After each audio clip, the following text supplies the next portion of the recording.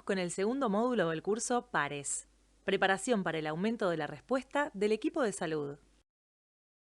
En esta unidad veremos las pautas para el armado del ventilador y la programación inicial de sus parámetros. Los objetivos de esta unidad son aprender a armar un ventilador, conocer los diferentes tipos de filtros, manejar los conceptos básicos de humidificación de la vía aérea, dominar los parámetros para la programación inicial de un ventilador microprocesado. Vamos a comenzar con el armado y la puesta en marcha del equipo. Siempre que sea posible, este proceso debe llevarse a cabo antes de que el paciente llegue a la unidad de cuidados intensivos. Eso le permitirá trabajar con tranquilidad y ser más eficiente en la aplicación de la lista de control. Se deben revisar los siguientes puntos. Que el equipo esté conectado a la corriente eléctrica. Si bien esto puede parecer básico e irrelevante, el equipo puede estar funcionando con una batería interna y enterarnos más adelante cuando se haya agotado y el paciente esté conectado. Como norma general, toda acción que pueda realizarse antes de entrar en contacto con el paciente debe ser realizada en esa situación para proteger al personal de salud. Controlar que la provisión de gases medicinales, aire comprimido y oxígeno sea la adecuada. Esto se realiza a través de los manómetros de pared, cuya presión debe estar en el rango de seguridad de 3 a 5 bares. Controlar el estado de las baterías para saber si se puede contar con ellas en caso de tener que trasladar al paciente. Identificar los bloques inspiratorio y expiratorio, donde se conectan las mangueras del circuito. Estos puertos suelen estar identificados con flechas o con leyendas. En caso de no encontrar estas guías, usted puede identificar el bloque expiratorio ubicando la válvula expiratoria y el sensor de flujo asociados al mismo. El circuito recomendado es un circuito seco, sin trampas de agua, diseñado para ser usado con humidificación pasiva o intercambiador de calor y humedad, conocido como HME. Se coloca el HME en la Y del circuito. La recomendación actual es usar HME con filtro, por eso se llama HMEF. Colocar el circuito de aspiración cerrado a continuación del HMEF, el cual irá conectado al tubo endotraqueal del paciente. Evitar la incorporación al circuito de dispositivos que aumenten el espacio muerto instrumental, como aerocámaras. La administración de broncodilatadores deberá considerarse en cada caso particular. Realizar el test de inicio, para lo cual deberá revisar el manual del fabricante o las instrucciones, ubicadas generalmente en una placa al costado del equipo. La finalidad es que el ventilador mida la compliance y resistencia del circuito conectado. De esta manera, la funcionalidad de monitoreo que provee todo ventilador microprocesado será más confiable. Les sugerimos ver el video incluido en el material de consulta de esta unidad. Uno de los elementos más importantes del armado del circuito son los filtros. Los filtros antibacterianos y antivirales pueden ser de dos tipos, electrostáticos o mecánicos. Los primeros tienen una membrana cargada eléctricamente y los segundos una membrana plegada múltiples veces. Los mecánicos se distinguen de los electrostáticos por tener un mayor espesor. Como veremos más adelante, hay múltiples configuraciones de armado de circuitos, pero la más eficiente es usar un único HMEF en la conexión circuito-paciente. Las otras configuraciones se aplican si no se cuenta con este dispositivo. ¿Cuál es la frecuencia de cambio de los filtros? En caso de usar humidificación pasiva con filtro, el recambio solo se realiza ante la presencia de impactación con secreciones, exceso de condensación o pérdida de la eficiencia del humidificador. En caso de usar humidificación activa, como veremos a continuación, el recambio solo se realiza ante la presencia de exceso de condensación en el puerto expiratorio. Le recomendamos ver el video correspondiente, preparado por la Sociedad Argentina de Terapia Intensiva. Adicionalmente, le recomendamos ver este segundo video, donde se muestra cómo realizar la apertura del circuito, paso necesario para el cambio de filtros. En cuanto a la humidificación, el método de elección es la humidificación pasiva, mediante el uso de intercambiadores de calor y humedad. Existen 4 tipos. De izquierda a derecha, el primero que vemos en la foto es un dispositivo que permite administrar aerosoles sin desconectar el circuito y podría considerarse en estos casos. El segundo es el HME higroscópico sin filtro. El tercero es el que mencionábamos previamente como HMEF, que es HME con membrana filtrante electrostática y es el más recomendado en la actualidad. El cuarto es el humidificador clásico no higroscópico. Las ventajas de la humidificación pasiva son una menor necesidad de apertura del circuito, menor mantenimiento y bajo costo. Las desventajas, que agrega espacio muerto instrumental y mayor resistencia. Durante el uso de los filtros se deben monitorear el impacto de secreciones, el exceso de condensación y cambios en la calidad de las secreciones. No se recomienda hacer un recambio diario. Los filtros pueden usarse por más de 48 horas, aunque es importante evaluar cada caso. Si se usara humidificación activa con sistema de cascada, se recomienda utilizar circuitos calefaccionados en ambas ramas. Le recomendamos ver el video correspondiente de donde se tomó la imagen que se ve en pantalla. Continuamos con la aspiración de secreciones. En pacientes con aislamiento de gota, la estrategia de aspiración recomendada es la que involucra dispositivos de aspiración cerrada. Se debe aspirar solo en casos de constatación de secreciones, que pueden identificarse con un patrón en diente de sierra en la curva de flujo, mediante la visualización directa de secreciones en el tubo endotraqueal o ante la presencia de frémito torácico y rales en la auscultación. Antes de aspirar, se debe comprobar que el balón del tubo endotraqueal esté bien inflado. Idealmente debería chequearlo con un manómetro. No debe insertar el catéter más allá del extremo distal del tubo endotraqueal. El proceso desde el ingreso hasta la salida del tubo endotraqueal no debe exceder los 15 segundos. Recuerde siempre oxigenar al paciente pre- y post-procedimiento. En ciertas ocasiones, algunas de las cuales vimos previamente, será necesario abrir el circuito del ventilador. En primer lugar, se recomienda evaluar otras alternativas, y en caso de ser absolutamente necesario, debe hacerlo con una técnica precisa. Para el procedimiento, se necesita una pinza Kocher, a la cual se le deben incorporar previamente 2 fragmentos de sonda K30 en la parte ranurada donde ejerce presión, con la finalidad de evitar el marcado del tubo endotraqueal. Los pasos para la apertura del circuito son los siguientes: poner en pausa el ventilador, bloquear el tubo endotraqueal con la pinza, abrir el circuito y hacer el recambio correspondiente, desbloquear el tubo endotraqueal, reiniciar el ventilador. Se recomienda que el proceso sea realizado por 2 operadores, dado el riesgo de cometer errores y de una potencial contaminación. Le recomendamos mirar el video preparado por la Sociedad Argentina de Terapia Intensiva, cuyo vínculo se muestra en pantalla. En base a lo que vimos hasta ahora, señale la opción correcta. A. Se recomienda como primera elección la humidificación activa. B. La aspiración debe realizarse con circuito de aspiración cerrada. C. El inicio del ventilador puede hacerse sin necesidad de la prueba mecánica.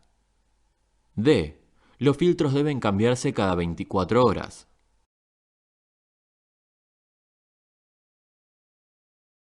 Incorrecto. Las pruebas de funcionamiento y medición iniciales son fundamentales para confiar en las prestaciones de monitoreo de los ventiladores.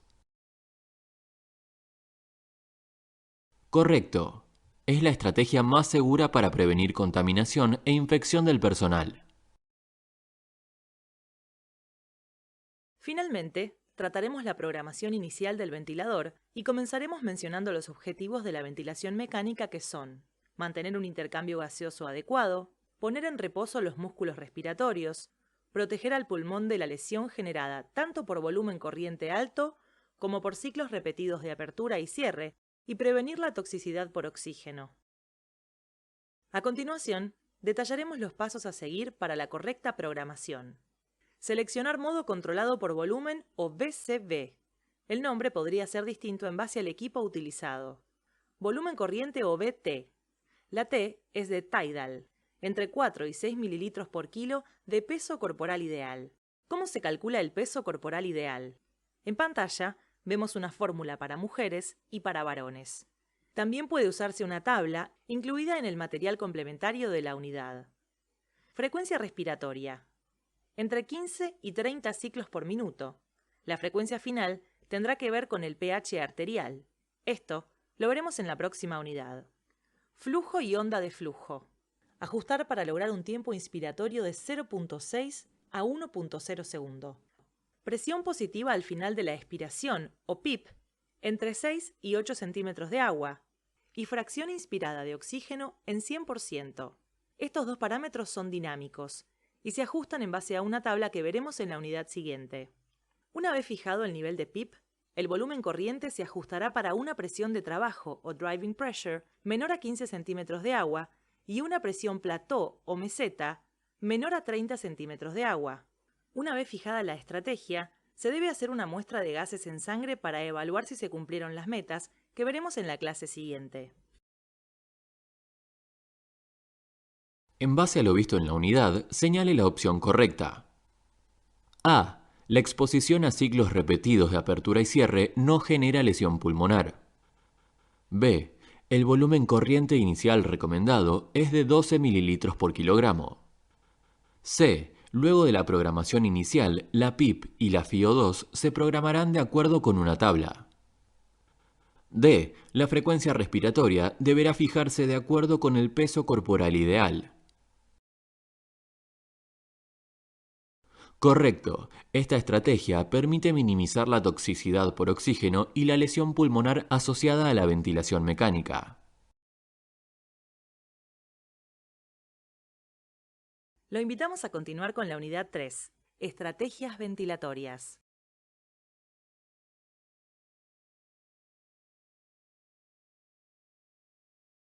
Una parte fundamental de la configuración del circuito son los filtros antibacteriano virales. Tenemos de dos tipos. Filtro electrostático antibacteriano viral tiene una membrana cargada electrostáticamente que cumple con la función de filtrado. Filtro mecánico antibacteriano viral está compuesto por una membrana plisada que cumple con la función de filtrado.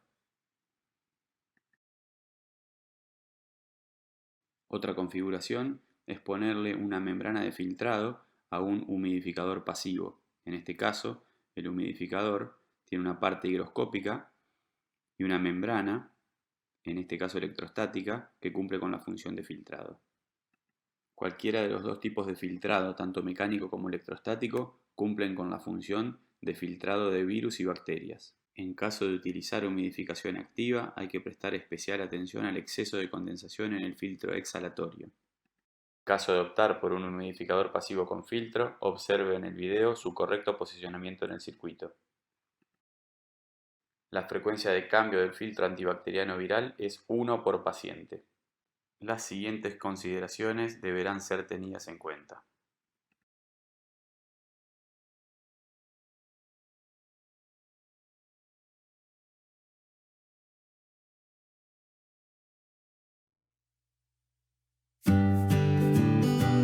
Se recomiendan todas las medidas de prevención de neumonía asociada a la ventilación mecánica. Debemos tener elevada la cabecera de la cama y además en estos pacientes deberíamos tener una protección ocular. Debemos asegurarnos de que tengan los ojos cerrados y se colocan material absorbente sobre los ojos, sobre la boca, para evitar la caída de secreciones contaminadas del paciente.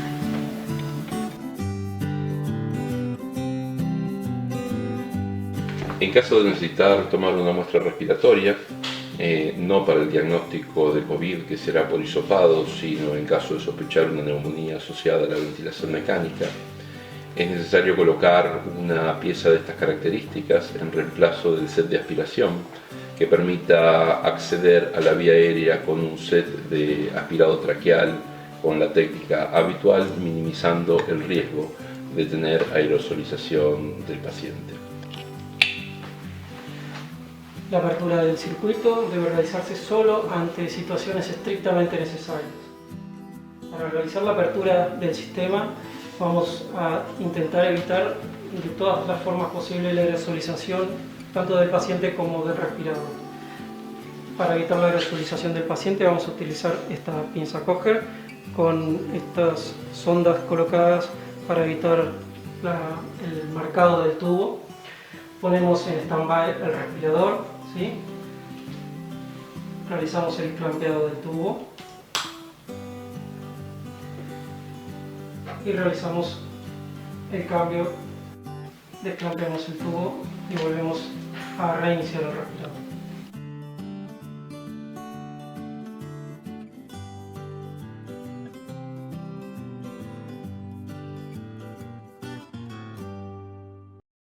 Respecto de la humidificación, el método de elección va a ser el método de humidificación pasiva. Tenemos en este caso un primer dispositivo que, si bien no tiene tan buen rendimiento en términos de humidificación, permite realizar aerosoles sin desconectar al paciente.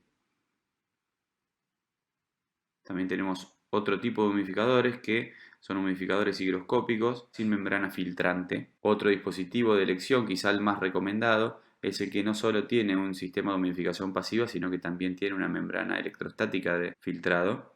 Y por último, un humidificador convencional no higroscópico.